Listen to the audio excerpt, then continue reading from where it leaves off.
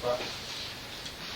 E io non mi allungo, parlo con la Giovannini, e lui non vuole essere presentato a lungo, quindi io mantengo le istruzioni, perché è una persona molto semplice, nella sua profondità. Ecco, cominci male.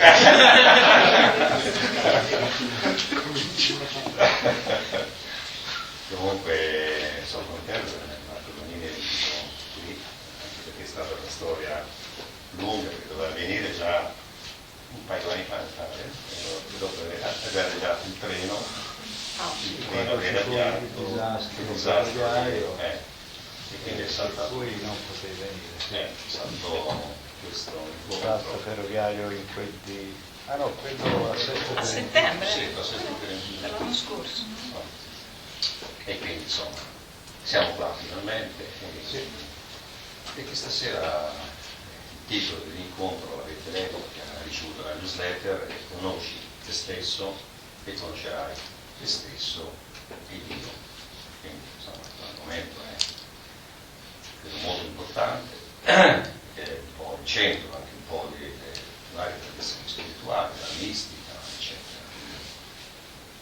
E approfondire questo tema e in questa maniera, nel senso che Marco farà un'introduzione breve, abbastanza breve, e lasceremo spazio anche al dialogo, anche perché diverse persone me l'hanno chiesto. Sì, ma io sono molto penso che tu sia anche contento, no? Che sia così, e quindi ci sarà uno scambio, anche perché poi nel dialogo in effetti c'è anche la possibilità di approfondire le cose in base anche a come uno intende, no? Le cose che vengono dette. E quindi possiamo iniziare subito, magari prima di dare la parola a Marco Vallini e facciamo un breve io voglio diventare un canto di Daniela che è in tema con il titolo di questi momenti. Prendiamoci un momento di raccoglimento, tutti quanti.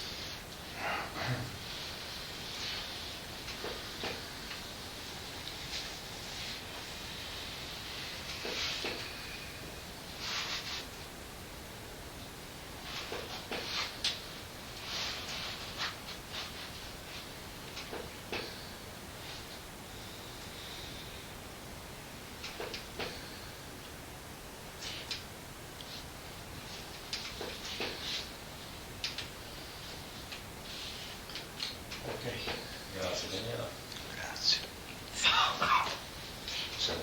Bene. Allora innanzitutto sono molto contento di essere qui, perché dopo un po' di anni vi vedo amico Roberto, Daniele, alcuni di voi avevo conosciuti ma molti altri no, e sono contento perché per tanti motivi, ma soprattutto perché l'amicizia è mia psyche and diovus somas in Keimene, una sola anima e sta in due corpi, e credo che con Roberto questo sia vero, insomma, nel senso che condividiamo, abbiamo una profonda condivisione di idee, di valori, di pensiero. Va bene, vi ringrazio per la vostra attenzione di cui non approfitterò a lungo, anche perché io sono convinto per l'esperienza ormai di tanti anni che le cose forse più belle vengono fuori anche dalle domande, dal dialogo. Va bene, allora ho dato questo titolo Conosci te stesso e conoscerai te stesso e Dio, perché mi è molto caro, molto caro. E brevemente vi dirò, diciamo, in sintesi come intendo questo titolo. Prima di tutto però diamogli l'autore, perché è una espressione che non ho inventato io, praticamente. Consta di due parti, no? La prima è la più nota, conosci te stesso, che è il gnosis auton, no? della tradizione non solo filosofica, anche letteraria, eccetera, nella tragedia del mondo greco, no? Conosci te stesso è una massima di cui non sappiamo l'origine. Non lo sapevano neanche i greci stessi, la attribuivano chi a alcuno dei cosiddetti sette sapienti, chi a delle sacerdotesse più o meno mitiche, eccetera. Quindi non sappiamo, diciamo, se vi sia un autore preciso. Certo è che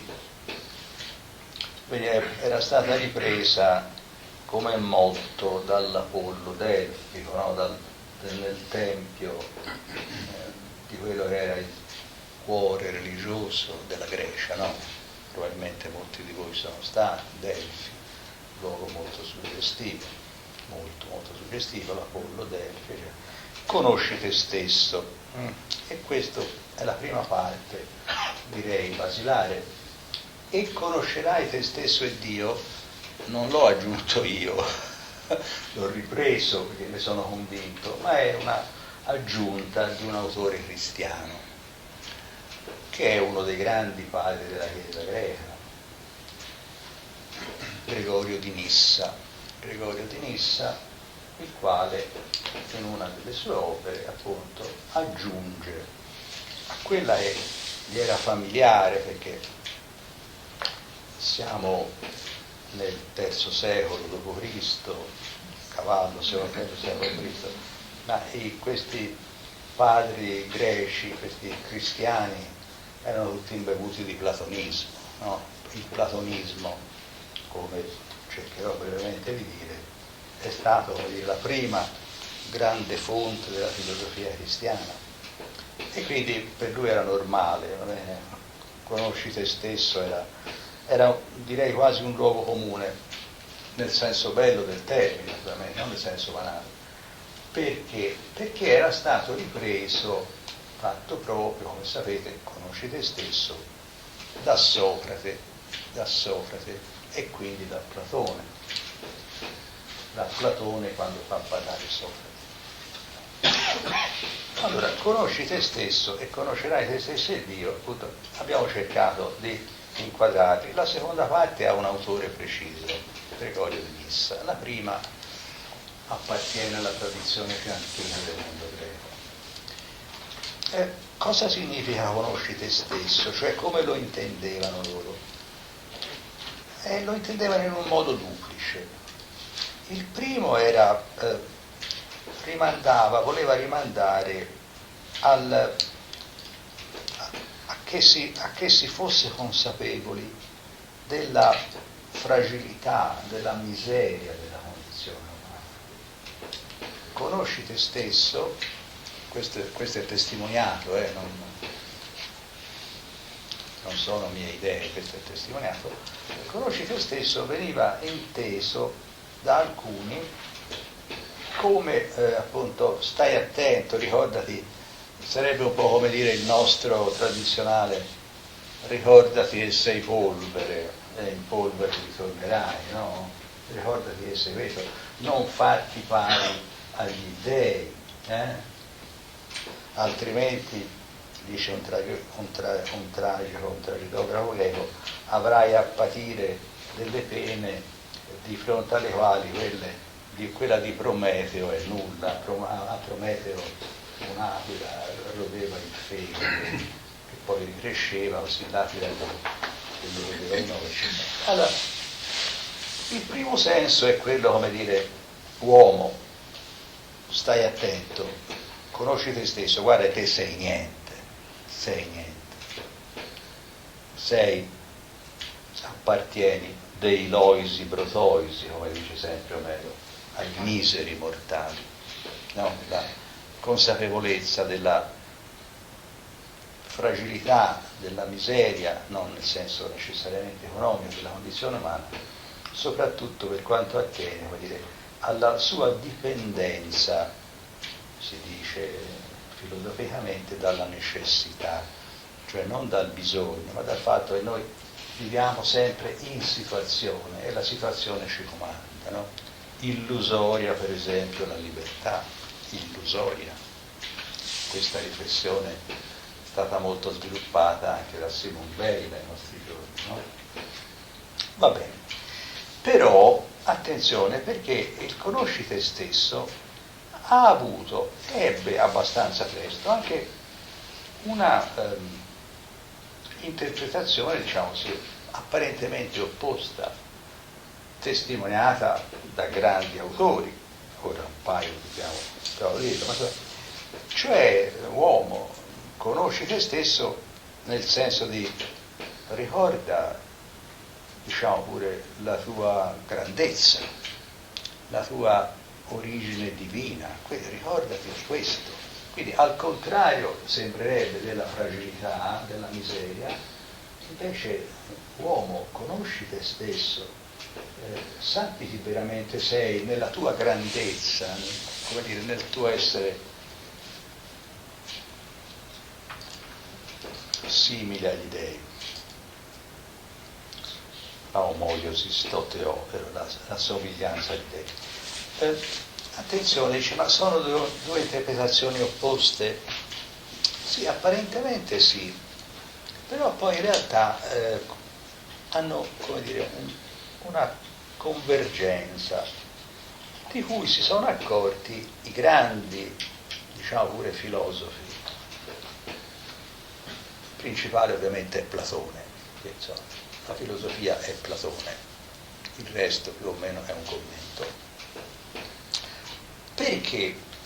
Perché la esperienza, la comprensione della estrema fragilità, ma diciamo pure della nullità, della nientità, permettetemi il linguaggio heideggeriano, perché normalmente della condizione umana, cioè che sei nulla, ricordati che te sei nulla. Questo non è così opposto alla consapevolezza, alla riflessione che in realtà tu sei, e gli autori cristiani latini, quelli celsa creatura incapacitate maiestatis, cioè un essere eccelso, capace di ricevere il divino, no? Perché le due cose non sono, come dire, così contraddittorie, ma in un certo senso l'una è funzionale all'altra? Perché la comprensione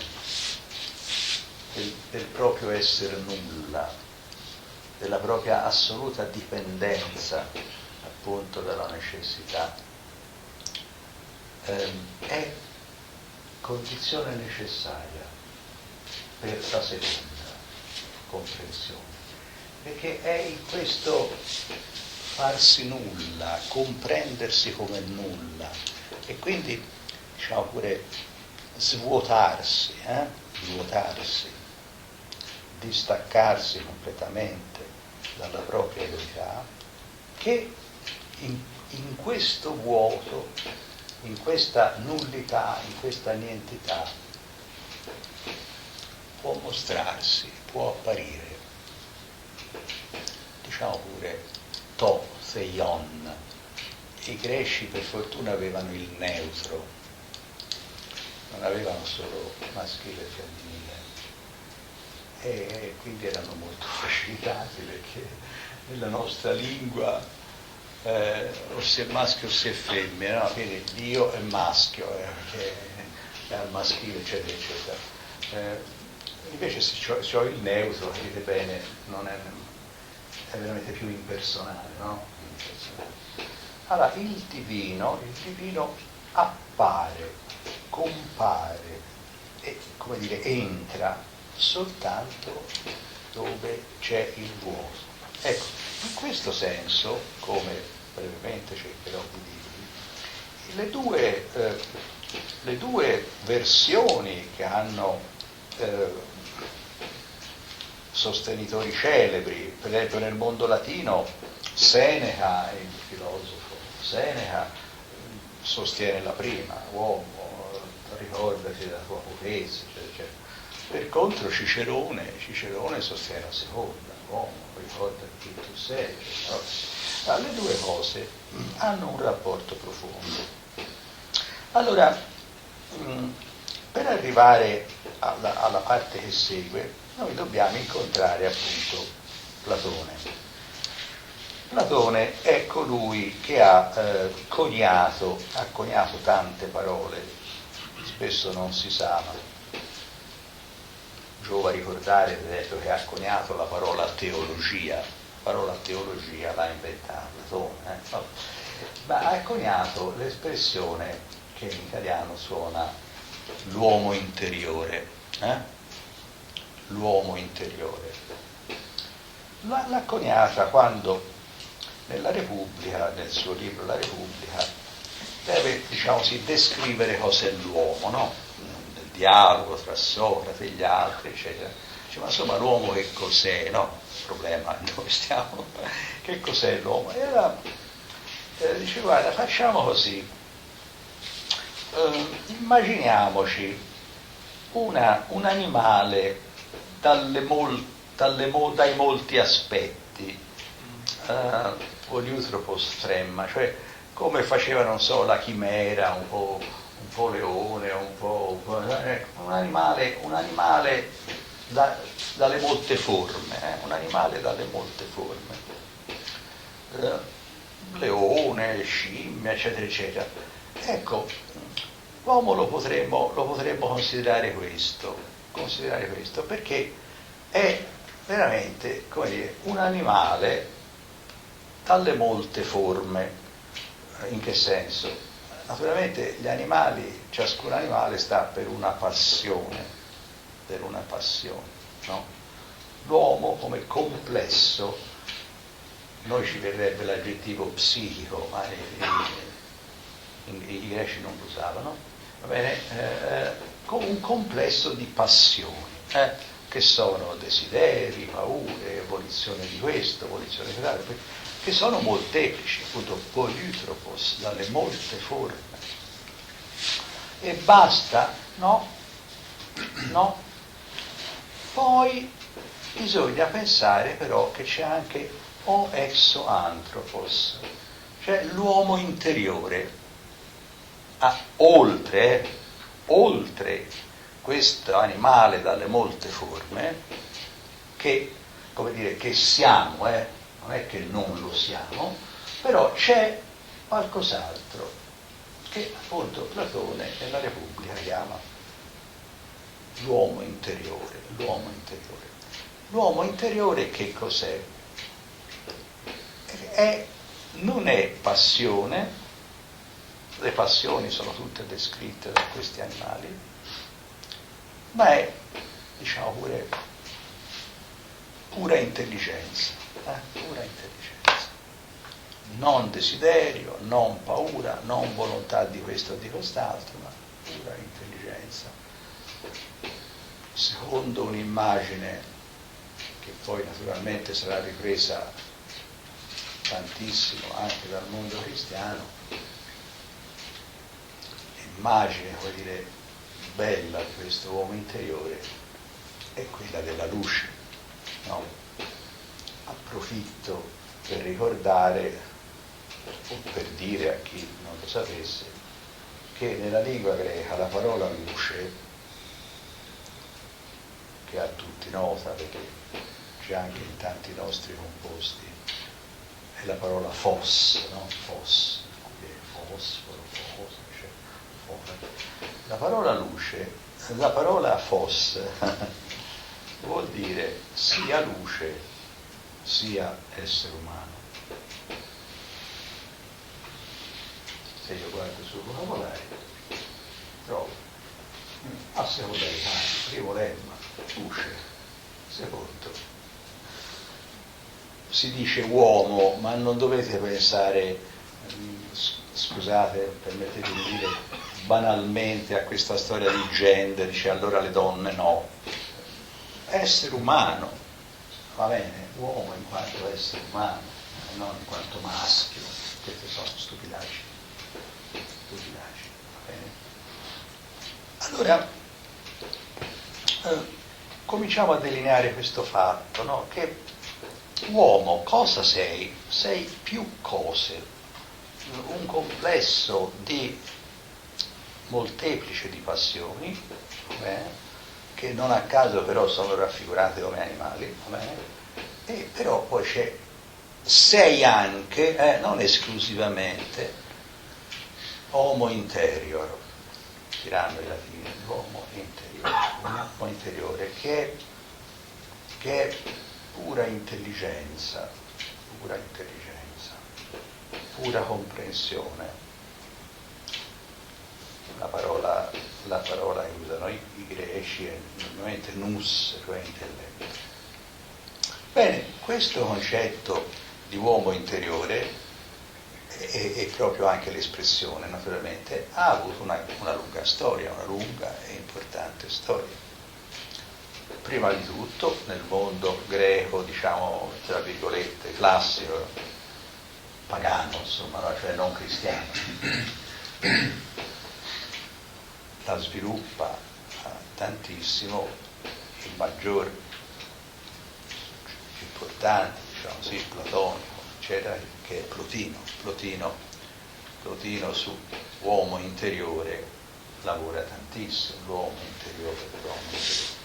Attenzione, aggiungendo anche cosa che avevano già fatto anche i cristiani, per esempio San Paolo, aggiungendo anche, come dire, il suo parallelo e oppositivo, uomo esteriore. Bene, alla nozione di uomo interiore viene affiancata, ripeto, sia dal mondo greco non cristiano, sia dai cristiani, per esempio San Paolo, la espressione uomo esteriore. Duo sunt in nomine, dice Tommaso d'Aquino. Nell'uomo è come se ci fossero due uomini, esteriore e interiore. Ci sono tutti e due, e non è che uno, come dire, sia buono e l'altro cattivo. Però cosa, diciamo, cosa sostiene la tradizione in questa linea? Sostiene che, come dire, che quello che più conta è l'uomo interiore. È l'uomo interiore. Perché? Perché mentre l'uomo esteriore dipende, l'avete già capito, dipende dalle circostanze alterne, per cui io ora amo e domani odio, va bene? io ora desidero questo e domani l'altro invece non lo desidero più, non solo domani l'altro, dopo 5 minuti. Cioè la multiforme, alienante, multiforme, attenzione, multiforme, poliutropos, veramente lontana dall'unità, lontana dall'uno, il multiforme coacervo appunto di questa, come dire, esistenza che è un'esistenza fatta di, diciamo, la parola in italiano è una lingua che non è molto, questo non è molto favorita, sono di passioni, deve dire sostanzialmente desideri, non sono passioni. Quindi l'importante è l'uomo interiore, perché l'uomo interiore, come dire, gode di che cosa?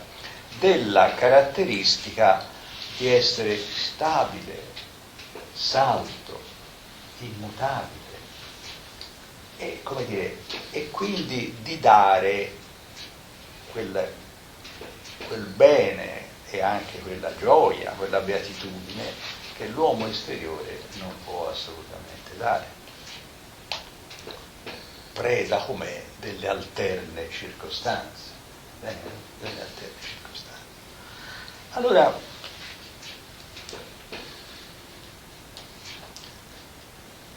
perché, prima di concludere, concludo con Agostino, con l'autore cristiano Agostino. Perché e conoscerai te stesso e Dio se tu hai questa conoscenza di uomo interiore? Perché appunto l'uomo interiore, cioè quello che tu veramente sei, quello che tu veramente sei, ha le caratteristiche stesse che tu attribuisci al divino. Ovviamente, purché tu abbia una certa concezione, diciamo, elevata del divino stesso. Vi dicevo prima che Platone è anche quello che ha coniato la parola teologia, sempre nel libro La Repubblica. La parola teologia è fatta mettendo insieme theos, che vuol dire Dio, e logos. Perché Platone dice che contrariamente ai miti, ai racconti, mito vuol dire racconto, ai racconti sugli dei, belli o brutti, noi dobbiamo cercare typoi tes theologias, dobbiamo cercare modelli di un discorso razionale sul divino. Quindi non andare dietro le rappresentazioni, Dio qui, Dio là, la dea questa, la dea quest'altra, eccetera, eccetera, che sono rappresentazioni molteplici di per sé stesse. Poi ciascuno di noi si fa le sue, perché ciascuno di noi fa o faceva le sue rappresentazioni sul divino. Non solo, ma poi ciascuno di noi le varia, le muta, sono continuamente mutevoli. Per cui, capito, nel momento in cui mi vanno bene le cose, penso che la provvidenza mi aiuta, Dio è buono, eccetera. Quando invece vanno male, eccetera, al contrario, io posso pensare Dio adirato, ma se prendete la Bibbia ebraica è tutto un affare stridente, no? Da una parte ti dà una mano, poi ti punisce. Scusate, non so se vi siete accorti, non c'entra molto, no, ma in realtà c'entra. Quando il Papa, felicemente regnante, ha voluto cambiare il Padre Nostro. Il Padre Nostro, va bene, il Padre Nostro dice, Padre Nostro spero che qualcuno ricordi, ma dice a un certo momento, dice non ci indurre in tentazione. Dice questo, lo dicono tutti e tre i sinottici, eccetera, nella lingua greca, che non è una lingua, è una lingua chiarissima. Me eisenen che semas eis pirasmon. Ne nos inducas in tentazione, come quando la Chiesa parlava latino, così era. Non ci indurre in tentazione. Cioè Gesù insegnava ai suoi a pregare il Padre dicendo che non ci portare, poi non ci spingere, è composto di ercoma, non ci spingere nelle tentazioni. Va bene, perché? E questo era il concetto veterotestamentario, che Dio manda i beni e i mali, e quindi manda anche le tentazioni, che poi sono le prove, no? Peirasmon, non metterci alla prova. Questo era il testo. A me mi dispiace, ora io per carità rispetto, ho la venerenza per le somme chiavi, ma mi dispiace, neanche il Papa può cambiare una lingua, perché c'era scritto quello e quello deve essere. Ce n'ho, perché se no c'è un'immagine troppo cattiva di Dio, Dio non manda le tentazioni perché deve essere buono, insomma, eccetera. Io ho fatto un esempio vero, e quindi bisogna dire, non so se qualcuno di voi va in chiesa, eccetera, bisogna dire non abbandonarci. Io non lo dirò mai, vero? Perché non si può fare violenza alla verità. In nome, per adeguare un'immagine del divino al sentire tuo o di altri. Non so se capite. Non sto parlando di cose. Allora, se è così lasciamo perdere. Ma se io ho del divino un'immagine secondo logos, quindi non secondo raffigurazioni, che vanno e vengono, e sono sempre alienanti. Boezio dice che se si fa teologia è necessario intellettuali perversari, adoperare l'intelligenza, non ad immaginazione sdeduci, non essere condotti dalle fantasie. Allora, se ho un'immagine, diciamo forte, non voglio dire vera del divino, il divino che cos'è? È come per esempio lo chiama Dante Alighieri quando deve parlare veramente di questo, ad esempio alla fine del Paradiso. Luce eterna, oh luce eterna. Se prendete gli ultimi canti del Paradiso, più volte, io l'ho anche contate, vero? Dante si rivolge a Dio, parla di Dio come che cosa? Come luce eterna. Allora, se è così, sto arrivando abbastanza in fondo, se è così, l'uomo interiore che scopre se stesso, appunto dicevo prima, come pura intelligenza e quindi come pura luce, scopre se stesso, come dire, homoios simile a Dio. A questo Dio, ovviamente. A questo Dio. Allora, è chiaro che dicendo conosci te stesso e conoscerai te stesso e Dio, non è che appunto io mi faccio un'immagine, come dire, il quadro psicologico di me medesimo e poi lo trasporto su Dio, come normalmente fanno anche le psicologie e le religioni, poi mi faccio un Dio ora buono, ora cattivo, ora così, ora cosà, sempre clemente, ora no, eccetera. No, questo naturalmente sono delle cose che non hanno senso. Ma se scopro appunto attraverso la rimozione di tutto ciò che è accidentale,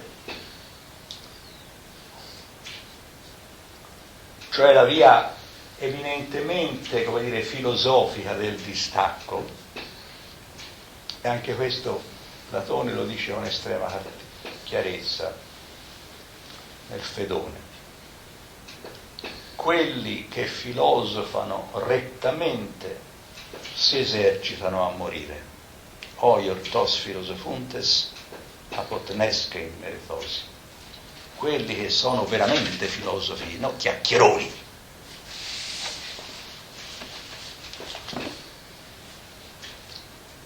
Io provo, come dire, direbbe quello, la voglia di mettere mano alla pistola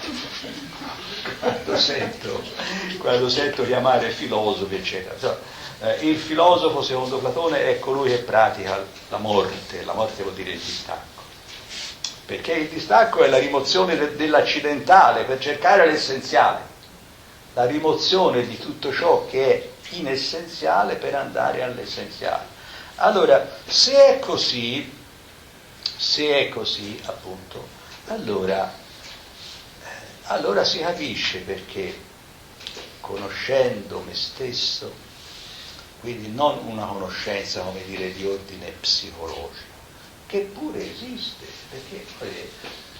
perché per la grande cultura antica l'uomo era corpo, psiche e pneuma. Certamente sono un corpo, ma chi lo nega? Mi basta di avere il mal di denti per essere certo che sono un corpo, che non sono puro spirito, no?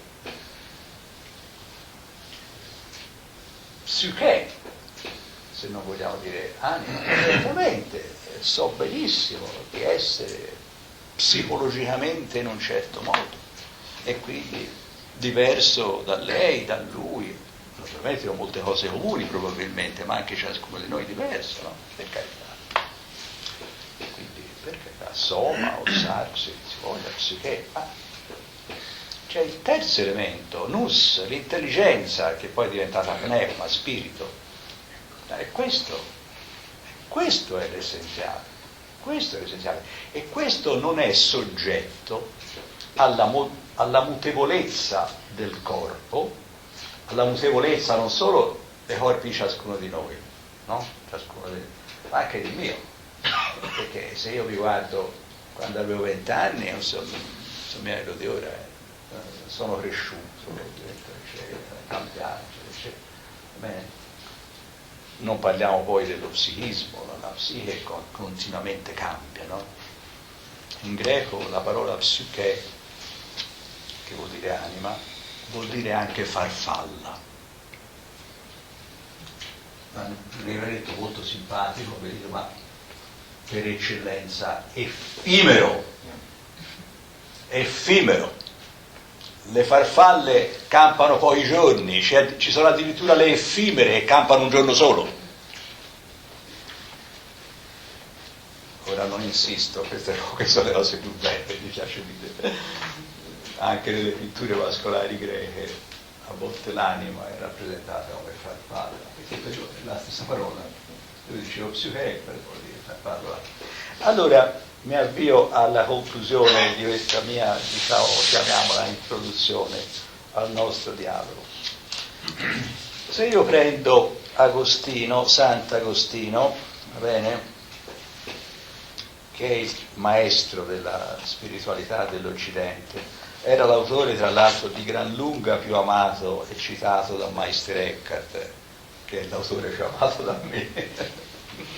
E di Agostino un libro che non è considerato forse il più importante, ma che si chiama Sulla vera religione, De vera religione. Perché? Perché nel libro Sulla vera religione Agostino fa il discorso che io ho cercato qui di riassumere. Fa questo discorso in poche pagine. Guardate, il De vera religione di Agostino è un libretto, e di questo libretto quello che contano sono poche pagine. Quali sono le pagine? Ma un tempo, per esempio, a scuola ce le insegnavano, quando si studiava storia della filosofia al liceo, normalmente si faceva, perché sono delle pagine centrali che hanno improntato di sé poi anche la riflessione di grandissimi filosofi, Cartesio, eccetera. Agostino dice che se vuoi conoscere la verità, in te ipsum redi, in interiore homine habitat veritas. Torna in te stesso, perché la verità abita in interiore homine. Possiamo tradurre nel profondo dell'uomo, ma è quella nozione che dicevo prima, nell'uomo interiore. E per fare questo cosa devi fare? Devi togliere via tutto ciò che è esteriore. Ora io non sto a leggere, però è molto bello per me il testo, pure commovente. Lascia stare tutto il resto. Tutto il resto è l'esteriorità. Attenzione, e siccome il giovane Agostino poi diventò vescovo, prese anche delle posizioni molto dogmatiche, ma questo è il giovane Agostino che era sostanzialmente un filosofo, ciò che è esteriore non è semplicemente, come dire, quello che vedo con gli occhi, ma è tutto ciò che è altro da interiore. Per esempio, libri, tradizioni, riti, culture. No? Quando Meister Eckhart dice prego Dio che mi liberi da Dio, no? Famosa frase, eccetera, eccetera, lui sta seguendo questa strada qui. Io tolgo via tutto secondo l'insegnamento dei platonici. Afele panta, dice Plotino, togli via tutto. Ma guardate, questo tutto ha da essere rigoroso, perché se io lascio così, allora no, allora sei un baro, come per la maggior parte dei casi. Togli via tutto e scendi,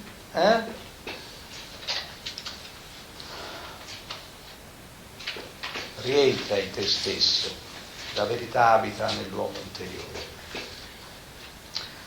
Se troverai che la tua natura è mutevole, trascendi te stesso, vai oltre.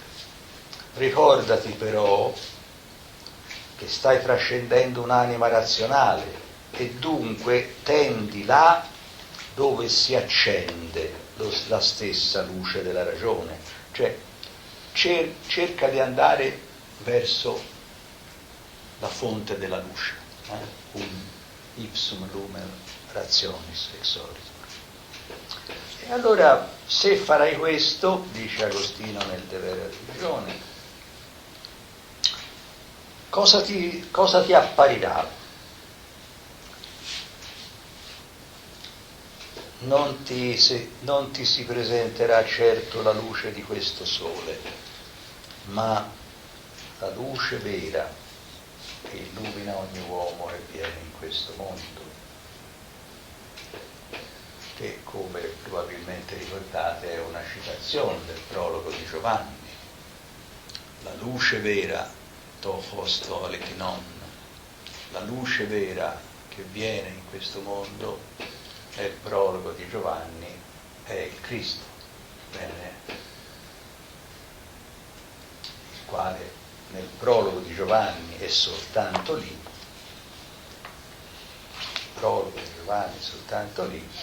è chiamato Dio, bene, perché in tutto il Nuovo Testamento a Gesù vengono dati una quantità si chiamano titoli cristologici, Messia, Maestro, Signore, Figlio di Dio, eccetera, eccetera, ma l'appellativo Dio, che se ci pensate bene, dato a un uomo, è cosa, come dire, assurda, incredibile, no? Compare soltanto in Giovanni. Allora, in quanto luce, che è la luce di Dio, che è la luce eterna, in quanto luce eterna,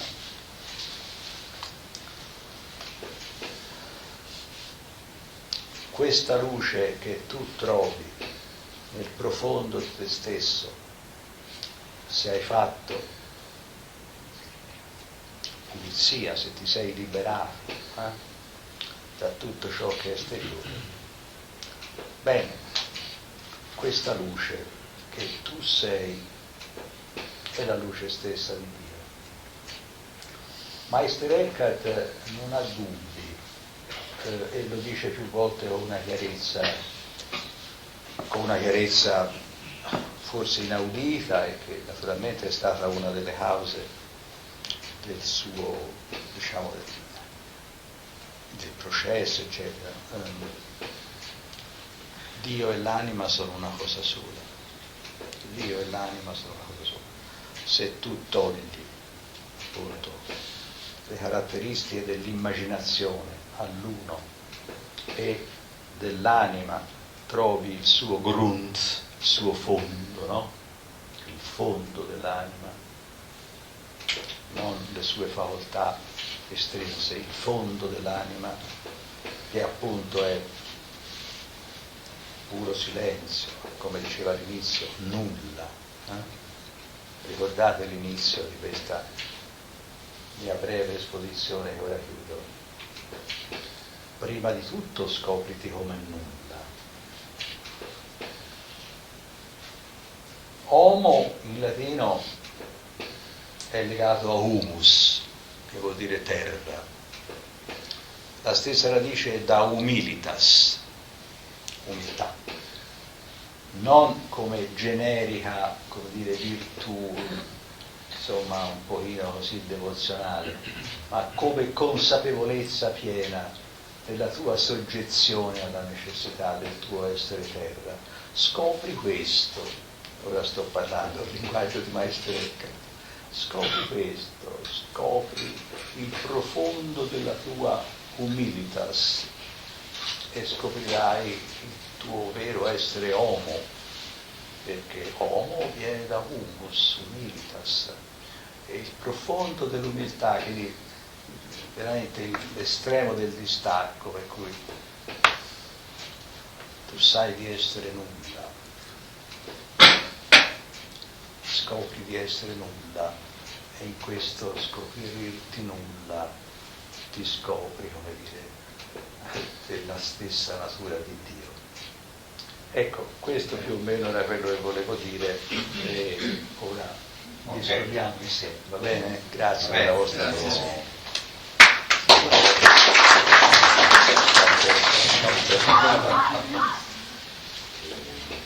Vabbè, cominciamo delle domande da fare, ancora tempo, poi l'occasione. Sì, andare insieme. Io appunto. Allora, c'è Vittorio. Ah, ecco, benissimo. Sì, professore, volevo da diversi libri che ho letto suoi, questo ultimo ma anche altri, anche le lettere all'ultimo Papa, eccetera, si evince anche una, rispetto al cristianesimo, una specie di tradimento in qualche modo, no? Cioè una religione che nasce come religione dello spirito, come l'unica religione monoteista dello spirito, a differenza dell'ebraismo e dell'Islam, no? Che non conoscono la figura dello spirito, e che poi si fa religione anche questa esteriore, ritualizzata, con diceva prima, no? Con immagini, eccetera. E come questo cristianesimo inizialmente, no? Lei ha citato il Vangelo di Giovanni, dove in effetti è parlato di pura intelligenza, logos, e questo logos, questa intelligenza è tutt'uno col concetto di spirito, mi pare. E quindi anche il discorso della Trinità, no? Questo Spirito Santo che non si capisce solo nell'ambito di questo discorso dello spirito, no? Questa luce, se questo spirito è ciò che unisce l'umano e il divino, questa possibile strada dove si possono ritrovare l'umano e il divino e diventare una cosa sola. Allora dico che questo, anche nell'ultimo libro, in questo qui, ultimo libro che questo che ho in mano, sì, questo qua, lei a un certo punto, rifacendosi anche a un filosofo che ho letto, che era dice che a un certo punto la vera religione coincide con la vera filosofia. Questo è Agostino anche. Ecco, nel senso proprio che essendo la vera religione non un qualcosa di meglio, ma qualcosa legato al nous, alla mente, alla spiritualità, e quindi alla radice di quello che nell'umano è fondamentale, no? Eccetera. Allora non c'è più distinzione a questo punto tra religione, intesa in questo senso, spiritualità e filosofia, cioè non sono due mondi che si dovrebbero guerreggiare, no? Tra di loro, no?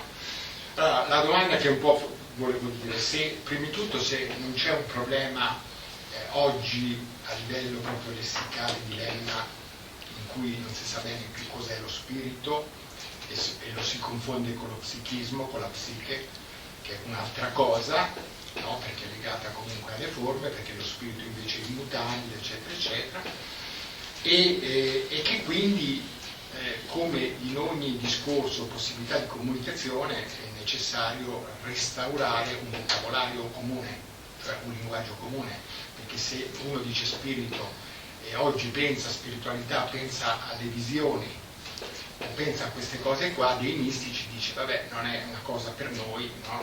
Per carità esiste questa spiritualità, no? Però è così lontana da noi. Allora dico, ma questa forma di religiosità in cui io sinceramente seguo questa cosa qua, la domanda mi viene, ma questa è un po' come la filosofia, non diventa un po' una religione aristocratica di poche persone, non facilmente comunicabile a un numero di persone, no, eccetera. Cioè dà l'impressione proprio di essere una religione veramente che richiede una vera immersione appunto in questa interiorità così lontana oggi da quello che può essere la religione storica o istituzionale, insomma. Non so se... No, per carità, lei ha detto delle cose giustissime, direi che non si possono altro che, come dire, sottoscrivere. Però, se mi permette, dunque,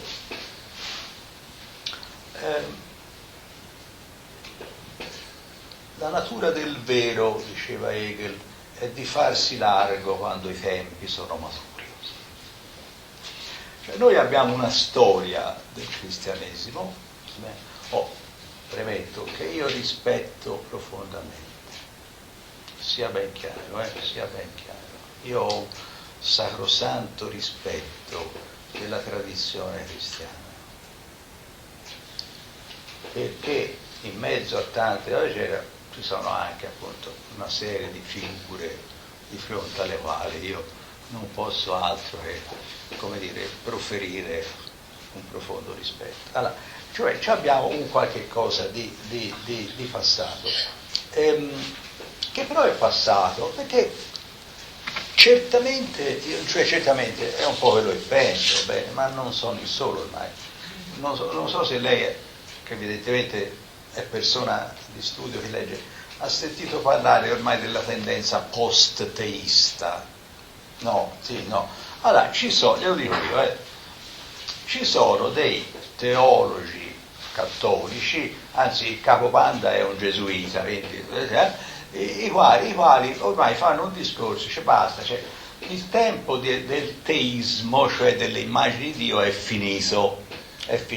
Noi ormai bisogna affrontare un discorso post-teista, è una dicitura non inventata da me, cioè in cui bastano queste immagini di Dio più o meno tappabuchi, no? Perché poi serve, cioè, basta, deve andare oltre. E oltre in che direzione? Sostanzialmente in una direzione, come dire, di un divino che è tutto, come dire, per esempio, nella bontà del tuo cuore, insomma, diciamo pure in un fatto spirituale, insomma, no? In un certo senso. Quindi queste sono le tendenze degli ultimi 10-20 anni della teologia, anche cattolica, perché io ho citato un gesuita, tra l'altro è italiano, è di Ravenna, Gamberini, ma è internazionale negli Stati Uniti, eccetera, eccetera. Quindi, voglio dire, non è detto che le cose restino sempre quelle che sono state, va bene? Perché io credo che appunto la natura del vero sia quella di farsi largo quando i tempi sono maturi. E siccome noi viviamo in un'epoca ormai assolutamente, in larghissima misura, come dire, scristianizzata, va bene? è stato tolto di mezzo, è uscito di scena di per sé stesso. Se lei va in chiesa, io vado in chiesa, lo dico esplicitamente, abbiamo quasi tutti la pelle bianche, perché diciamo a livello di, almeno nelle nostre società, poi non lo so, altro. Allora dicevo, innanzitutto questo, perché chissà, voglio dire, nella mia, scusi se parlo di me, ma siccome ormai ho più di 70 anni, quindi mezzo secolo di storia l'ho vissuto in pieno. Guardi, io ho visto cambiare le cose radicalmente. Quando io tentavo di pubblicare Meister Eckhart, non lo voleva nessuno, non lo volevano le case editrici sedicenti, laiche, di sinistra, eccetera, eccetera, perché pagava un mistio equivaleva a dire un imbecille, no? Nell'opinione comune, cioè, come Bertrand Russell pensava di Wittgenstein, vero? Due grandi logici, penso, cioè, Bertrand Russell diceva sì, Wittgenstein ha una vena mistica, virgola, come una vena di follia, quindi, ma non lo voleva assolutamente neanche le case editrici sedicenti cattoliche. Questo è Meister Eckhart, quello che dice prego Dio che mi liberi da Dio, per carità non se ne fa, va bene? Questa è la mia storia personale, che non ha nessuna importanza, ma però testimonia una cosa, testimonia che in 50 anni, io piglio solo 50 anni, diciamo qualcosina anche di più, in 50 anni io ho visto cambiare le cose da così a così, per cui non solo, per carità, maestro Eckhart, io non riparerei, mi ci vorrebbero le giornate di 40 ore invece di 24 per rispondere alle richieste in questo senso, vero? Va per la maggiore, Poi, non so se l'avete visto, io parlo con lei perché mi ha fatto la domanda lei, ma naturalmente sto parlando tutti. Ora, alcuni filoni della psicanalisi, dico alcuni filoni perché poi non si può stare dietro a 500 scuole psicologiche, perché 500 sono troppe, 2, 3, vanno accattando alla mistica. Io ho scoperto un po', diciamo, un piacere, guarda un po' anche insomma un certo senso di commiserazione, va bene? Che ci sono psicanalisti italiani e del mondo, i quali se 50 anni fa, lasciamo stare Freud, no? Freud, se tu dicevi mistio, per carità, mistio lo va a manicomio, no?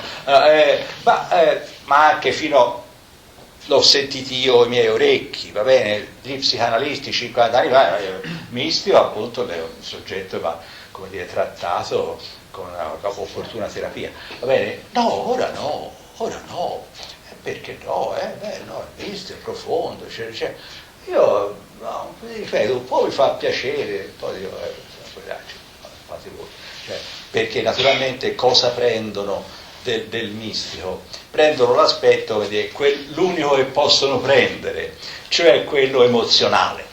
Quindi la mistica è quella di Romain Rolland.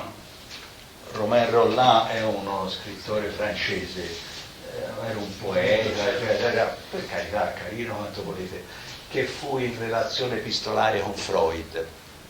E dice la mistica è il sentimento oceanico. Ma vai a pescare, insomma, no, vuol dire, questo il sentimento oceanico, tu lo riduci a qualche cosa che non ha nessun valore. Perché? Perché tu perdi appunto l'elemento intellettuale. Spiritus Sanctus est lumen intellectus agentis, semper lucens. Lo dico in latino perché l'hanno scritto in latino, perché poi c'ha la chiarezza. La chiarezza! Perché questo è il mondo delle chiacchiere oggi. Lo spirito è la luce dell'intelligenza, dell'intelletto attivo di Aristotele, che sempre è in atto. Spiritus Sanctus est lumen intellectus agentis, sempre luce. Lo spirito, e qui vengo dietro a lei ha ragione perfettamente, la parola spirito non è più compresa, perché non è più usata perché nessuno sa più cos'è. È come la parola virtù, non è più usata perché non c'è più. Se non c'è più, scomparendo la cosa, scompare la parola. E la parola spirito è finita che cosa? Boh, non lo so io, forse nel linguaggio teologico, vabbè, lo Spirito Santo ci sente, ma gli stessi sacerdoti sono, è una figura così, boh, lasciamo perdere. O altrimenti, come lei ha detto giustamente, ricondotto a un elemento emozionale, sentimentale, che è la sua negazione. Perché se io prendo i filosofi veri, non i chiacchieroni della televisione, prendo Hegel, però il sentimento è ciò che non lascia essere lo spirito. È quello che cominciai a dire fino a io. Il sentimento, il Gefühl, che va e viene, no? Quello per cui oggi ti amo, domani no, eccetera. Questo è ciò che non lascia essere lo spirito, cioè che ti ammazza l'intelligenza. Questo così parlano, va bene, allora, ma lei ha ragione, dice, ma non si sa più. È vero, è così, non si sa più e quindi l'aggettivo spiritoso vuol dire lo racconta le barzellette, insomma, no?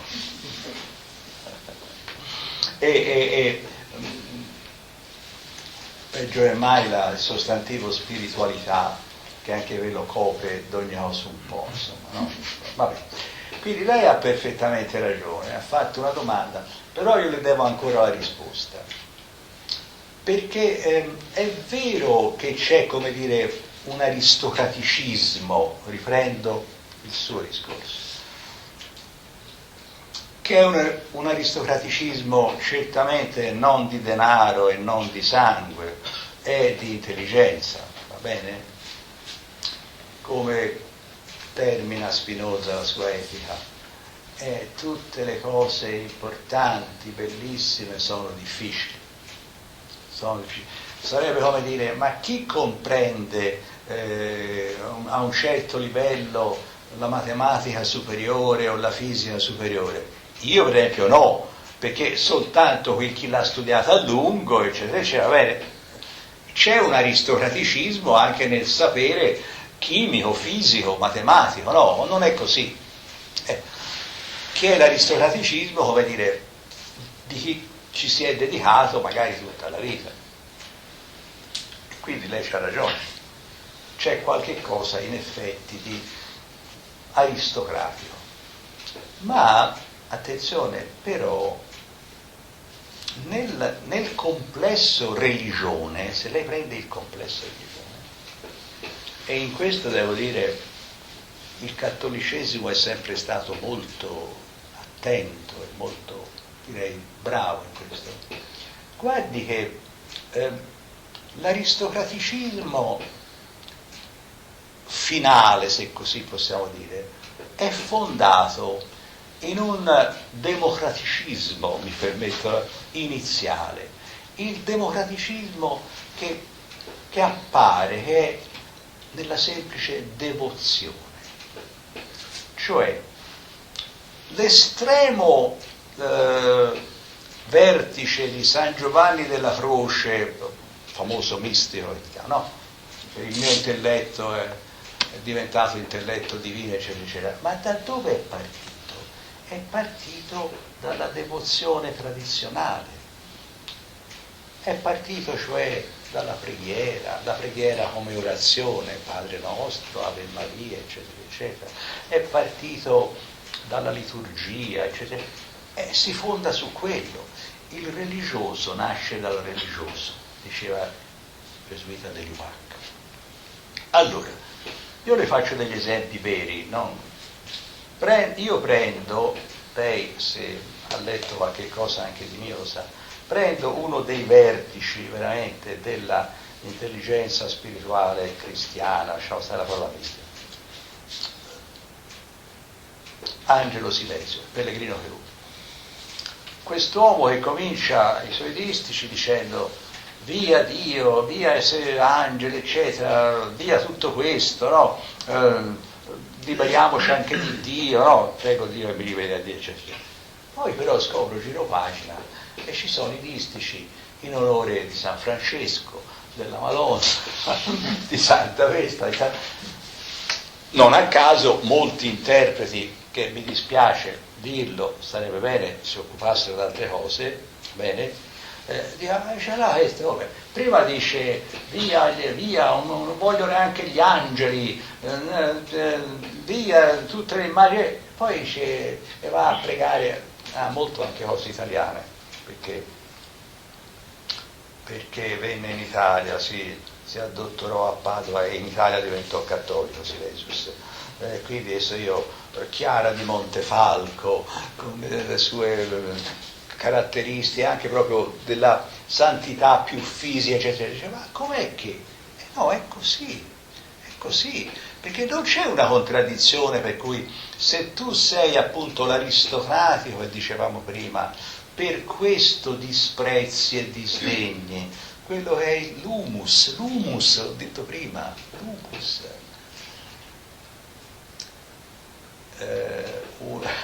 Un grande filosofo logico, Doctor Subtilis, del Medioevo, Guglielmo di Occam, dice che la fede cristiana, lui era un grande logico, eccetera, eccetera, no? La fede cristiana è tutta contenuta nella devozione della vecchietta che sulle panche della chiesa recita le sue orazioni. Perché il vero è l'intero, non è solo l'aristocraticismo, eccetera. Non so se mi sono spiegato. C'è io non voglio parlare di me stesso perché ciò è di cattivo gusto e poi è il contrario del distacco, ma non provo nessuna, quando leggo, parliamo di altri, quando leggo che Dante Alighieri mattina e sera pregava la Madonna, non ci vedo mica nessuna contraddizione col fatto che poi lui parli di Dio, luce eterna, che è la luce esterna di lui stesso, perché anche per Dante l'uomo è luce eterna, lo dice addirittura dell'averroista Sigeri di Brabante, cioè di uno eretico. Non c'è mica contraddizione nella, semplice dalla semplice devozione. Semplice è una parola importante perché per un verso può voler dire, da poco, no? Ma se io lo prendo nel suo significato più bello, più profondo, simplex, aklos in greco, vuol dire senza pieghe, cioè l'immagine stessa della purezza, la simplicitas, come del libro Specchio delle anime semplici di Margherita Porete, no? Semplici, bobbea di sciocche, vuol dire quelle che sono arrivate a unità, che non sono più duplici, o triplici, o quadruplici, o molteplici. Semplice è una bella parola. Io confesso che quando anche in altre religioni, no? Io per esempio sono stato in Tibet, non so se un pochino girato, insomma, no? Quando ancora non era completamente, snaturalizzato, di fronte alle immagini della devozione, in questo caso non cristiana, buddista o che altro, le persone semplici, io ho sempre provato un profondo senso di rispetto, direi di religiosa commozione. Non so se mi posso mettere tra gli aristocratici, sì, mi ci metto, va bene, ma con questo vuol dire non c'ho affatto il senso della distanza da... Ecco, questo non so se... Grazie. Grazie tanto. grazie anche di questa domanda stimolante. È interessante, no? Questo uomo interiore che stabilisce una gerarchia rispetto all'uomo esteriore, all'uomo molteplice e così. E mi interessa molto capire che rapporto c'è tra questo uomo interiore, questa luce, questa sorgente unica, no? che poi diventa Lucia, diventa Matteo, no? Diventa ognuno di noi, si individua. Che rapporto c'è tra questa luce e poi il nostro essere molteplici? La spiego meglio. Sì, ho capito. Sì, però la spiego meglio perché questo è un po' un iter. Noi siamo arrivati ad avere i capelli bianchi e andare verso il distacco, verso questa morte, questa identificazione con questa luce ci aiuta pure a stancarla, no? Questa ultima parte. Però io mi chiedo, un ragazzo come Matteo, così, come fa a vivere questo distacco con il senso anche di portare qui nella terra, nell'humus, quella luce? Perché la domanda proprio più a fondo è: che bisogno ha Dio della terra? No, questa battuta finale non l'ho capita. Allora, No, perché? non l'ho capita, non ho detto. Perché questa è una domanda su cui io mi arrovello. Ascolti, avevo capito tutto. È questo il nodo. Se la molteplicità e quindi questa dimensione più esterna non è valorizzata, cioè non ha questo, cioè io mi chiedo perché Dio ha bisogno di diventare molteplice. Che rapporto c'è tra questo uno e la molteplicità? Ma dunque, allora, io se ho capito bene penso di sì, ma dunque innanzitutto io una domanda così posta direi non rispondo, ma sa perché? Perché capito, io di fronte a una domanda che mi pone un soggetto Dio come altro, io non so più che dire, a parte che, come dire, contesto quest'immagine del divino come altro. No, non è Dio uomo interiore. Allora dunque, Uomo interiore, allora vabbè, allora rapporto lasciamo stare, facciamo un po' di decalogo, non nominiamo il nome di Dio in vano, sei d'accordo? Non è d'accordo? Allora, questa dicevo, luce che abbiamo. allora, noi altri siamo esteriore e interiore, non è che esteriore io lo cancello, eccetera. Perché? Perché questo siamo, come appunto dicevo, siamo corpo, siamo anche corpo, siamo sì, eccetera. Il cammino, diciamo così, dell'intelligenza è quello, glielo dico con la espressione che non invento, la prendo pari pari dall'Apostolo Paolo, bene? È quello di far decrescere l'uomo esteriore e di far crescere quello interiore. Se lei è persona, come dire, che ama la verità, che ricerca la verità, eccetera, eccetera, no, potrei anche dirglielo nei termini, come dire, tipicamente religiosi, sa, se è toccata dalla grazia, perché anche questa è una parola che è scomparsa io, ripeto, vado in chiesa quantomeno la domenica, va bene, ma insomma la parola virtù non la sento da 60 anni, la parola grazia si sente poco, assai poco.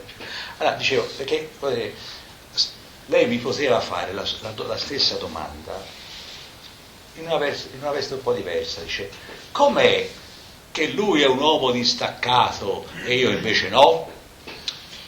No, e io devo dire, questa è la soggezione alla necessità, va bene? Io non ho la risposta.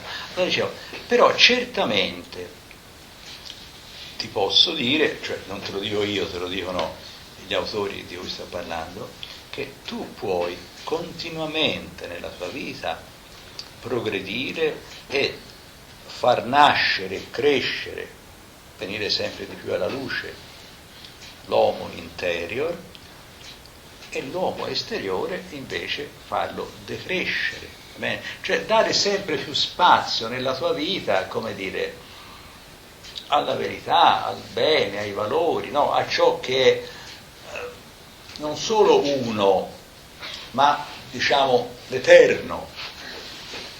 Altro modo di dire la stessa cosa, sempre con gli autori ho in mano, Agostino, Meister Eckhart, eccetera.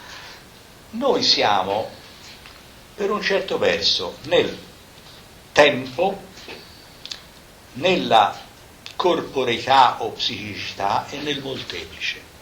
Corpo, tempo, la temporalità e molteplice fanno un blocco e noi ci siamo.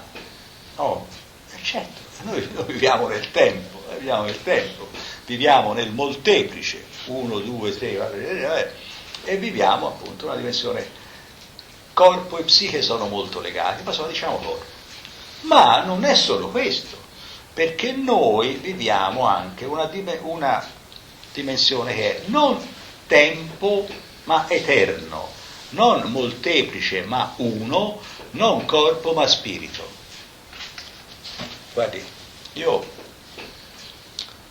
una volta ho preparato, non tanti anni fa, un'antologia, lo dico non per farmi bello, ma per dire di queste cose, un'antologia che ho intitolato, un'antologia di Meister Eckhart, che ho intitolato L'anima e Dio sono una cosa sola.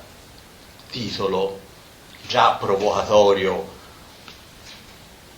provocatorio per tutti, provocatorio per chi è lei, mi chiedeva di Augias, lei vero? È provocatorio per il laico quanto per, diciamo, il devoto, ma l'anima e Dio sono una cosa sola, Dio è uno e un altro, cioè. Allora, ma perché Meister Eckhart non fa altro che ripetere questo? Guarda che, siccome era un predicatore, si rivolgeva in questo senso, guarda vedo che non c'è soltanto tempo che c'è, non c'è soltanto tempo, corporeità, molteplicità, ma c'è anche eterno, cioè tu ci sei te, tu stai anche in questo, c'è una luce nell'anima che non è toccata né dal tempo né dallo spazio. Nell'anima c'è una luce che non è toccata da ciò che invece continuamente ci tocca, tempo e spazio. C'è una luce. Allora, cerca di vivere secondo questa luce. Non puoi vivere sempre in essa, perché noi siamo anche nel tempo, nello spazio, nel molteplice, ma cerca di dare sempre più spazio a questa luce che è l'anima tua. Aggiungo sempre, quando parlo di queste cose, perché mi fa troppo comodo, poi credo sia utile anche a diversi di voi, dalla vostra presenza qui. Una quasi identica, per non dire identica frase, è negli Yoga Sutra di Patanjali. Bene? Quando l'anima rientra in se stessa e si distacca da spazio e tempo, sta nella sua luce semplice e pura. Io le metto spesso insieme perché mi piacciono troppo, quella di Meister Eckhart e quella dell'indiano Patanjali, perché sostanzialmente dicono la stessa cosa. Guarda che se l'anima tua esce dalla dimensione spazio-temporale per andare in quella appunto dell'interiore e eterno,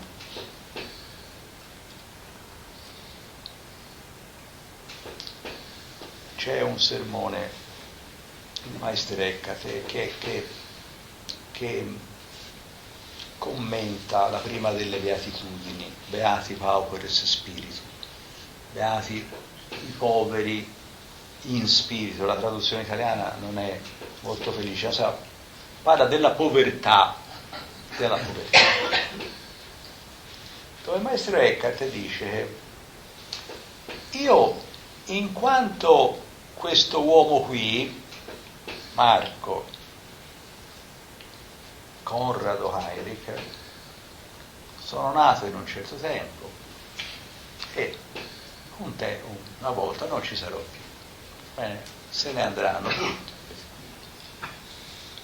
ma in quanto in interiore homine, non sono mai nato perché sono eterno, neanche l'immortalità dell'anima, l'eternità che ti è congeniale, perché im Grunde der Seele, nel fondo dell'anima, lì come dire è Dio stesso. Allora, in quanto tale, io non solo non sono mai nato, ma non morirò in eterno, mentre come Marco, ecco che andrò in decomposizione, eccetera, eccetera. Sono tutte e due le cose, però naturalmente è chiaro che questa seconda, questa di carattere, come dire, luminoso, spirituale, qui mi fanno gioco altri 3 termini, di cui 2 li usiamo e il terzo no, ancora una volta. I termini sono piacere, felicità, beatitudine. Allora, piacere, la parola usiamo continuamente, no? Benissimo. È ciò che concerne, come dire, la sfera del corpo. Nulla di male, non è che si dice, no, benissimo. Felicità concerne la sfera, come dire, psichica, bene? Ma beatitudine, perché non la usiamo mai? Oppure la rimandiamo, sì, beati in cielo, ma quelli dai in cielo poi. Ma perché nel presente non si dice mai? Perché non lo sai.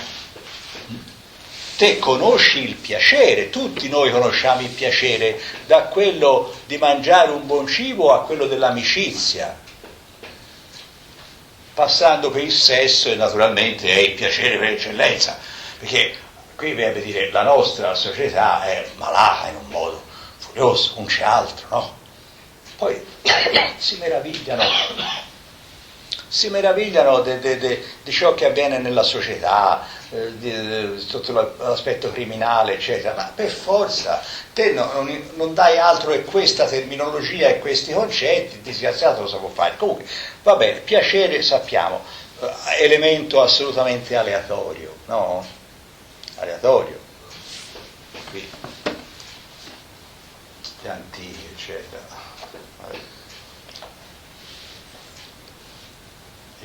Nelle lingue germaniche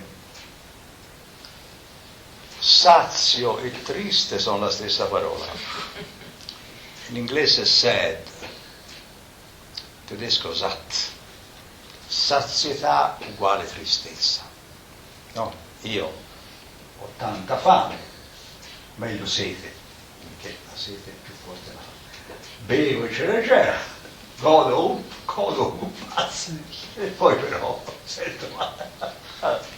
Scusate, allora, piacere, la sua felicità, brutta traduzione, vabbè, in ogni caso, felicità certamente conosciamo, bella, bella, bellissima, aleatoria quanto si vuole, vero?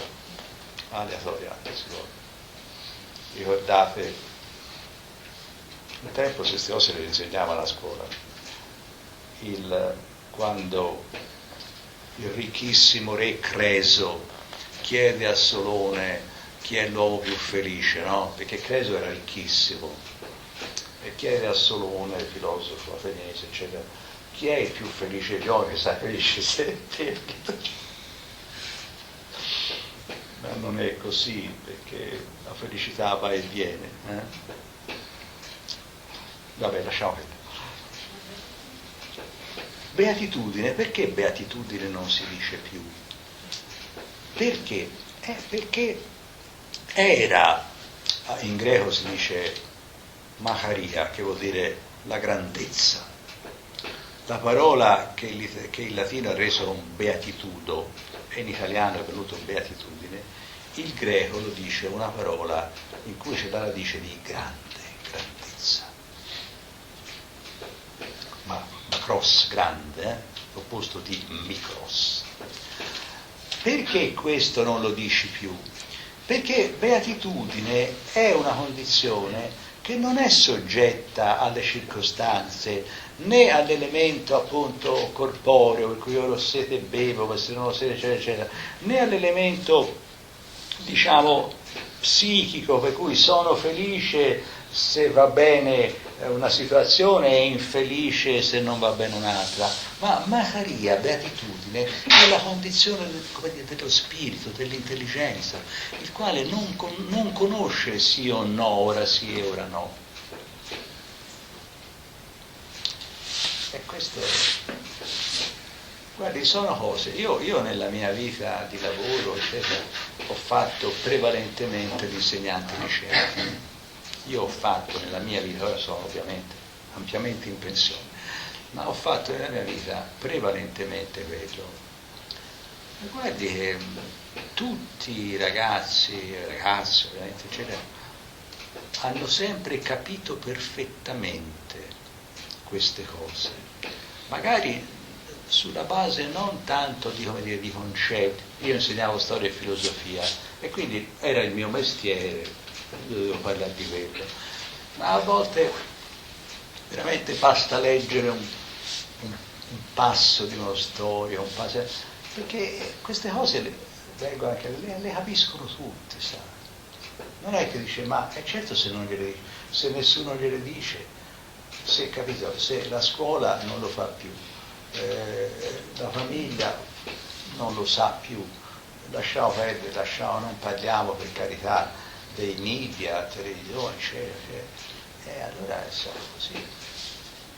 Perché altrimenti io sono convinto pienamente che, come dire, che l'intelligenza sia sempre aperta e recettiva, insomma, del bene, del bello, come volete. Non mi ricordo poi se ci siamo intesi, più o meno, insomma, fino a un certo punto. Per questo uomo interiore che ha bisogno, non so, in qualche modo di esprimersi nel molteplice, che c'è un compito, non so, io No, ma questa cosa, perché sennò questo mondo ma non lo viviamo. senta, lei pensi nei termini veramente neoplatonici, la luce si irradia dappertutto, in una parte più e meno altrove, però dice anche Dante, no? Cioè, l'uomo esteriore non vuol dire l'uomo cattivo. L'uomo esteriore vuol dire, l'esteriorità riceve anche luce dall'interiorità. Cioè, il mio essere nel tempo e quindi necessariamente agire nel tempo, vivere nel tempo, riceve luce da ciò che io prendo, diciamo. Cioè, e questo, guardi, questo è ovvio, si capisce benissimo. Non a caso, molto spesso, spessissimo, diciamo, i grandi maestri spirituali sono stati anche profondamente uomini d'azione, in vari modi, non solo fondando conventi o roba del genere. Io penso, per esempio, non so se chi ha una certa età, i giovani non lo sanno, lei è giovane anche lei, ma forse ci arriva. Si ricorda Hammarskjöld? No. Il dottor no. Nessuno? Mamma mia, sono vecchio. Siamo vecchi. Allora, brevissimamente, per dire la concretezza, no? Era il segretario delle Nazioni Unite, Dag Hammarskjöld, era un norvegese, il quale negli anni della decolonizzazione, quindi 1962-63, quegli anni lì, quando c'era anche la guerra civile nel Congo tra americani, francesi, eccetera, cadde con l'aereo e morì, cioè sostanzialmente venne fatto fuori.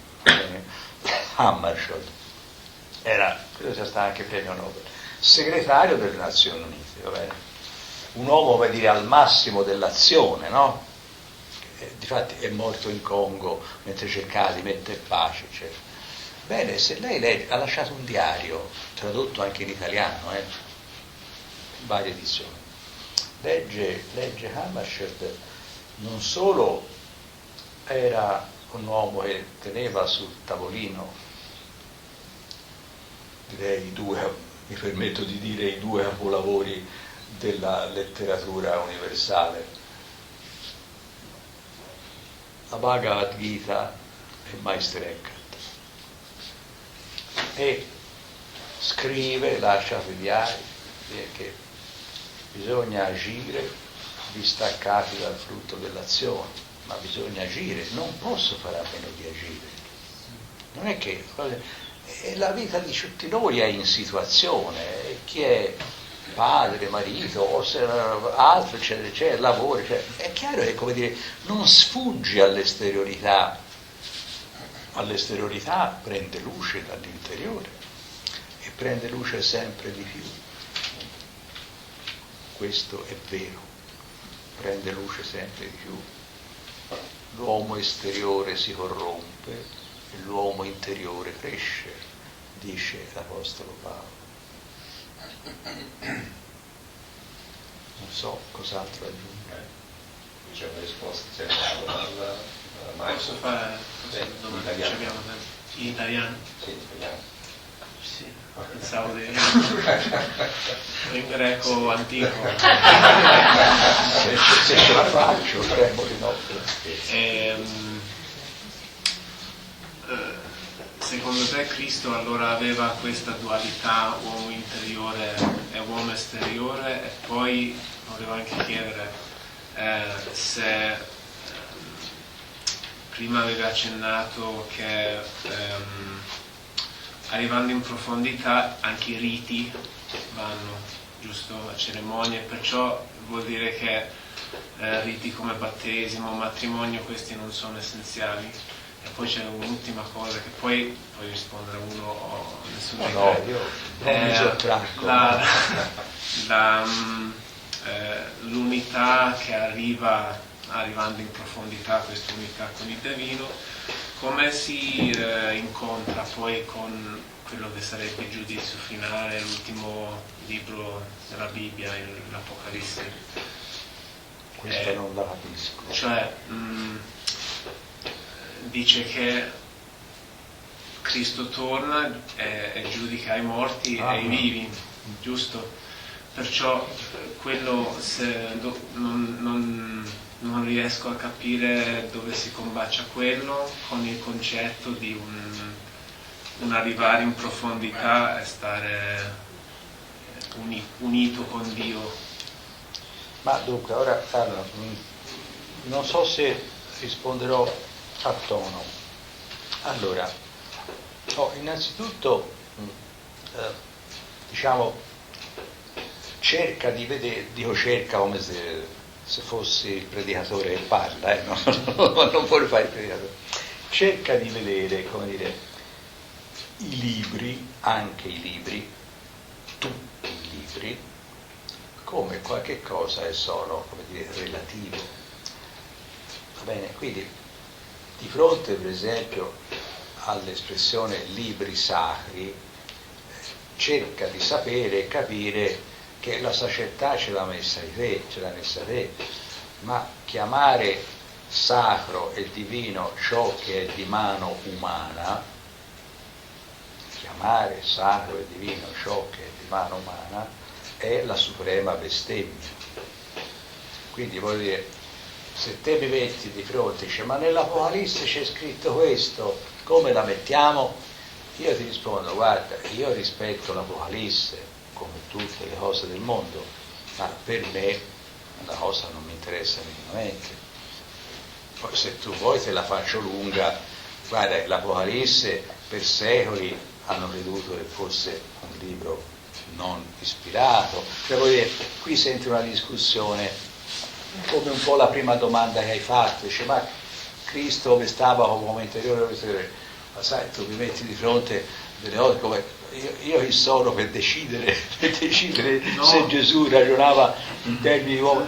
No, ma lo dicevo perché hai accennato anche il prologo di Giovanni. Sì. Cristo come Dio, Sì. ma se l'uomo esteriore, perché la domanda che avrei fatto prima che dopo hai risposto all'altra domanda sarebbe stata questo uomo esteriore quanto è sinonimo con peccato? No. Non c'entra È niente. un po' quello che diceva anche Lucia, se ben ricordo, no? Non è che uomo esteriore vuole dire peccato. No, ma quante se c'è un overlap, Una sovrapposizione. una sovrapposizione e fino a che punto? Ma Perché se ce lo è, poi noi- Cristo... Cioè non riesco a capire, come dire, dov'è la questione, come dire, cristologica. Cioè, noi abbiamo dalla tradizione,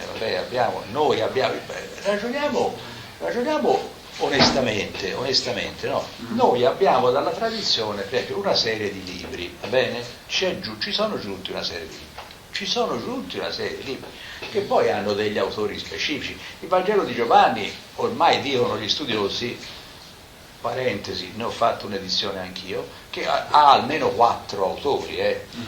In Giovanni ci hanno messo la mano almeno 4 autori, va bene? Nel corso di decenni, vedi? Questo, a seconda di vari problemi. Perché quindi voglio dire, bisogna relativizzare, opera dell'intelligenza, tutto ciò che è umano, perché se te ti poni in un modo, come dire, fondamentalista, dice, ma qui c'è scritto 2 più 2 fa 4 e non si discute, ma io, vabbè, fai come credi, ma io parlo con te, perché voglio dire, se vieni meno alla bilancia della ragione, io, vabbè, fai quello che credi, tutti amici come prima.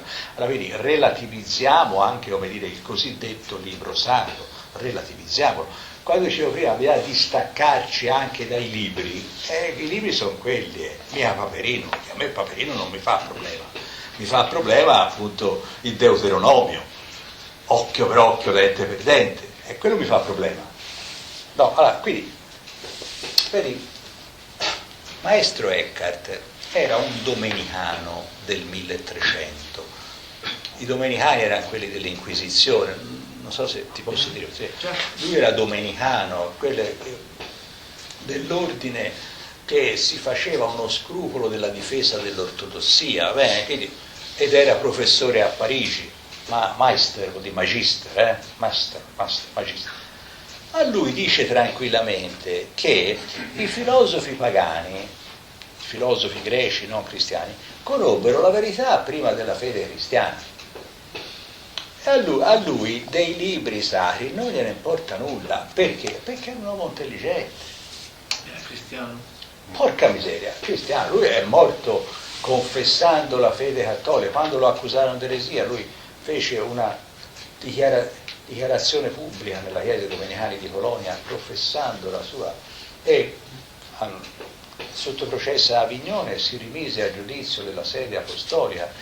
Tra l'altro era uno di quei papi avignonesi, il peggio che abbia prodotto la storia della Chiesa, vabbè, lasciamo vedere.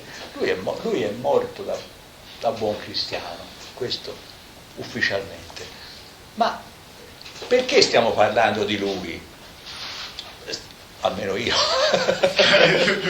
Perché stiamo parlando di lui? Ma perché evidentemente, pur essendo, e anzi essendo, un uomo contemporaneo di Dante, guarda, tra 200 e 300, di pieno medioevo, medievale, quando dice medievale, non medievale, un uomo medievale, eccetera. Però era un uomo intelligente, un uomo che amava la verità, e quindi voglio dire, lui non ha problemi a riconoscere che appunto die heidnische Meister, i maestri pagani, conobbero la verità prima della fede cristiana. Quindi lui... E Agostino, io ho in mano Agostino, questo l'ho scritto io, ma il titolo è il libro d'Agostino. Agostino dice i platonici e i cristiani sono la stessa cosa, perché l'insegnamento di Platone, secondo Agostino, Sant'Agostino, va bene, non Cincirinello, va bene, secondo Sant'Agostino il Platone, se tornasse ora in vita Platone, dice qui, riconoscerebbe nei cristiani i suoi veri seguaci. Lo so che queste cose sono inconsuete, no, cioè non si dicono mai, te non l'hai mai sentita dire forse, no? Non lo so. No, lo so benissimo. Sì. Perciò la resurrezione di Cristo, per esempio, non è essenziale ad essere un cristiano, perciò la credenza nella resurrezione di Cristo.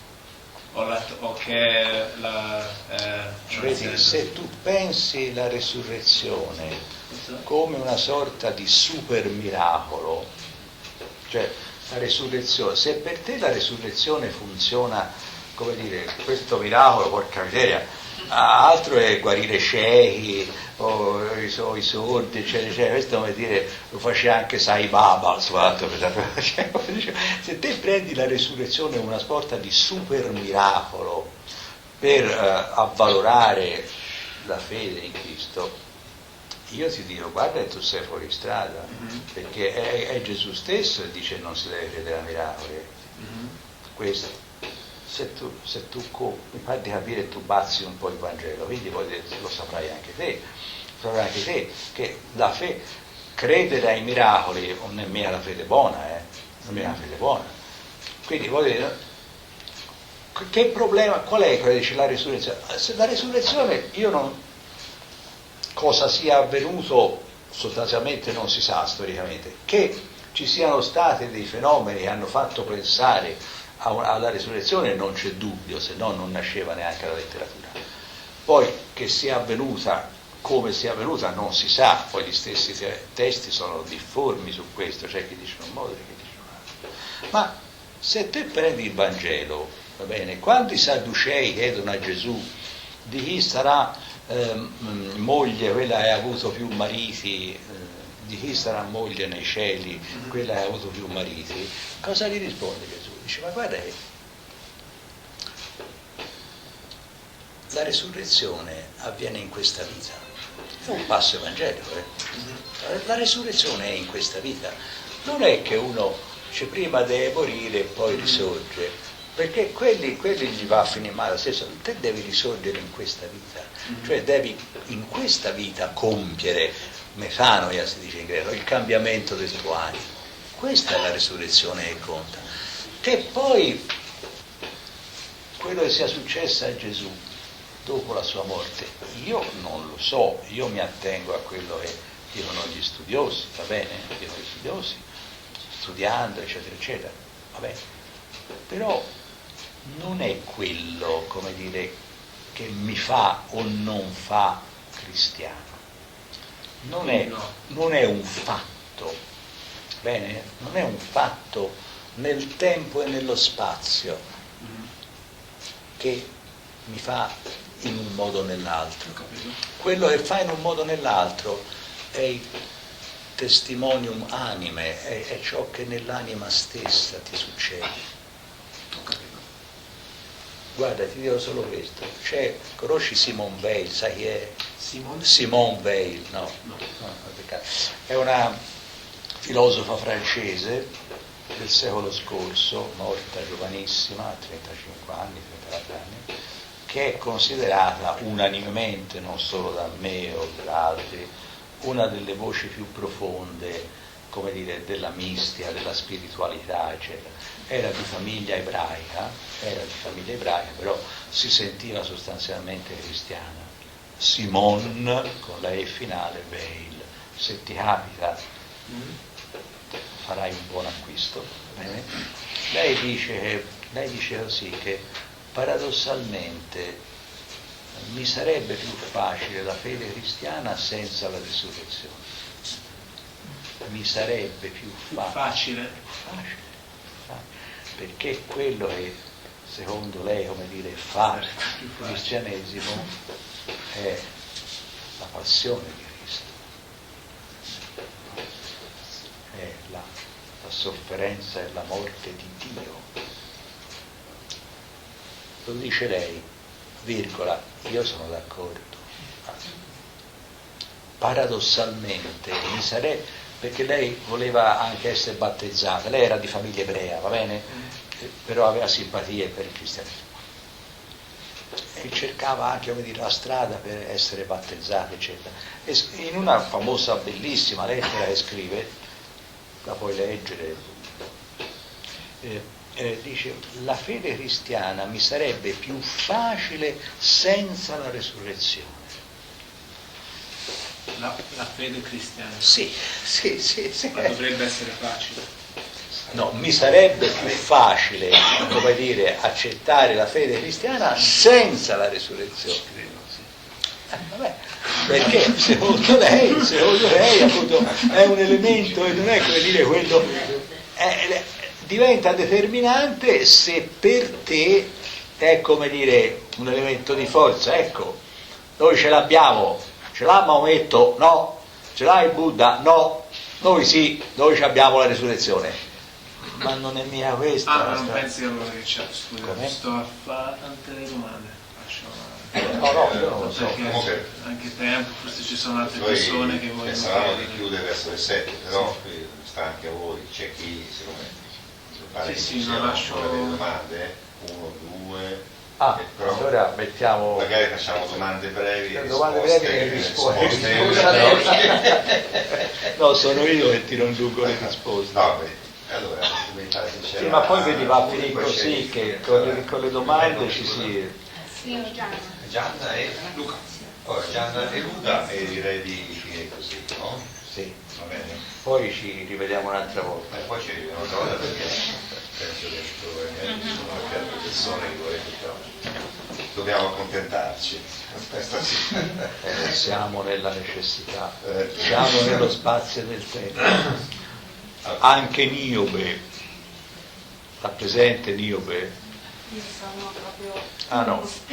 Allora, Niobe è quella donna, nella mitologia greca, è quella donna che si vantò con Apollo e Diana, con le sorelle, perché Niobe aveva un sacco di figli, anzi 7, aveva avuto tanti figlioli, e invece Latona aveva avuto soltanto 2, perché nella cultura antica la presenza di figli era, al contrario della nostra, era un segno molto bello, e quindi si vantavano di averne molti.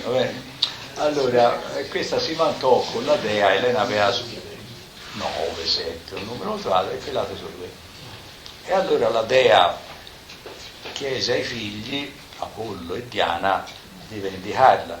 Loro impugnarono l'arco e le frecce e gli ammazzarono tutti i figlioli a Niobe, la quale pianse molto perché aveva perduto tutti i figlioli. Ma dopo ebbe pianto a lungo, tanti giorni, Niobe ebbe fame. E Simone Weil, questa mia amica, dice che ecco come è stata fotografata la miseria della condizione umana, la soggezione dell'uomo alla necessità. Quella aveva perso tutti i figlioli ammazzati e quindi pianse per qualche giorno, però poi ebbe fame. Scusi, Questo per dire che dobbiamo chiudere. Questo per dobbiamo infatti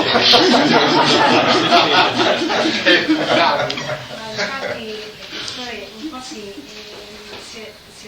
aggiunge insomma a quello che vi sta dicendo lei. Io volevo fare solo una riflessione per vedere se ho capito, perché ecco, quando parlavano uomo esteriore, uomo interiore, veniva anche fuori, no, molto, e quindi ho pensato anche al io credo, quindi al mio percorso di fede, e ho pensato che per arrivare all'uomo interiore, logicamente no, vada, non si preoccupi.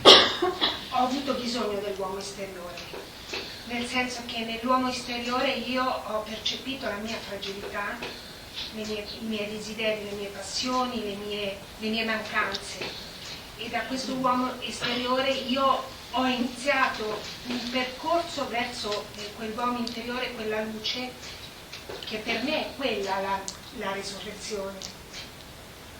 Ecco, io non volevo fare una domanda, volevo solo fare una riflessione che mi ha ispirato, insomma, questo pomeriggio per capire se è questo che, insomma, il concetto può essere... Sì, certo. Innanzitutto si nasce tutti come uomo esteriore. Esatto. Perché l'esteriorità è la prima cosa, no? E quindi l'uomo interiore nasce, cresce, eccetera, e quindi non c'è dubbio. E poi certamente io firmo. L'ultima domanda e poi Velocissimo. Volevo chiedere, lei non pensa che parte di quello che è stato detto in realtà è già ben delineato nella tradizione ebraico-cristiana? Nel senso, adesso faccio soltanto qualche esempio per non dilungarmi. Il Dio nella Genesi che crea l'uomo e soffia il suo alito vitale all'interno, quindi lo spirito che diceva lei, no, all'interno dell'uomo può nascere in questo momento, nel momento in cui Dio soffia il famoso nefesh all'interno dell'uomo. L'umiltà, l'uomo, Adama che è terra, la kenosis di Gesù Cristo, cioè tutti esempi che ecco, dei flash che mi vengono, che diciamo quello ecco, che è stato detto è un po', lo troviamo ben radicato che credo questa cosa, se mi conferma questa cosa, e poi l'altra cosa, velocissimo, quando no, poi non lo faccio perché non voglio portare tempo, scusate, un'altra volta. Certamente, ma è chiaro, io guardi, c'ho in mano, c'ho in mano Agostino, cioè un libro è su Agostino, no, non è su Agostino, il sottotitolo sarebbe Rileggere Agostino, cioè la tradizione cristiana, come all'inizio ci siamo detti, ha perduto un sacco di cose belle, ha perduto le più belle, secondo me, va bene? Ha perduto le più belle, che possiede, che invece ci sono. Guardi, io non mi voglio fare bello, perché veramente... ma io nella mia vita io non ho fatto altro che disseppellire tesori nascosti della tradizione cristiana. Guardi, non è per... Io ho pubblicato, tradotto, pubblicato, curato, ormai saranno decine, non più 2 o 3, di autori della tradizione occidentale cristiana, anche perché io le altre lingue non le so, non posso andare a cercare il saggio, i quali stavano lì, va bene, ma non venivano pubblicati, non venivano tradotti. Bene, queste cose appartenevano da sempre alla tradizione, bene, solo che erano state messe nel dimenticatoio per motivi storici che si possono descrivere, questa è la scienza storica, non è che sia legale, per motivi storici che si possono descrivere, va bene, era stata abbandonata. Quindi lei ha ragione perfettamente, anche ovviamente con un retroterra veterotestamentario, quindi più o meno corretto, lasciamo dire, ma certamente sì, è chiaro, questa roba, io non mi ha parlato, come dire, non intendevo mica parlare, come dire, al di fuori del cristianesimo, che ho dato questa impressione. No, era un chiarimento, io la prima volta che partecipo era per entrare in sintonia. No, per carità. Io la mia opinione è questa, appunto, che bisognerebbe rileggere nella maniera attuale, perché io non vivo più ai tempi di Maestro Eckhart, era il 1300, perché la mia cultura così sul mondo, sulla fisica, eccetera, loro erano tolemaici, eccetera, quindi poi la mia cultura è ormai diversa da un uomo del 1300, figuriamoci da uno del 300 senza 1000 come era Agostino, va bene? E quindi non si tratta di tornare indietro, però di riprendere l'essenziale che è lì presente, va solo, come dire, trovato e dissotterrato. Questo è quello che penso io, semmai. Quindi lei è perfettamente, per quanto mi riguarda. Bene, Grazie a tutti della vostra attenzione.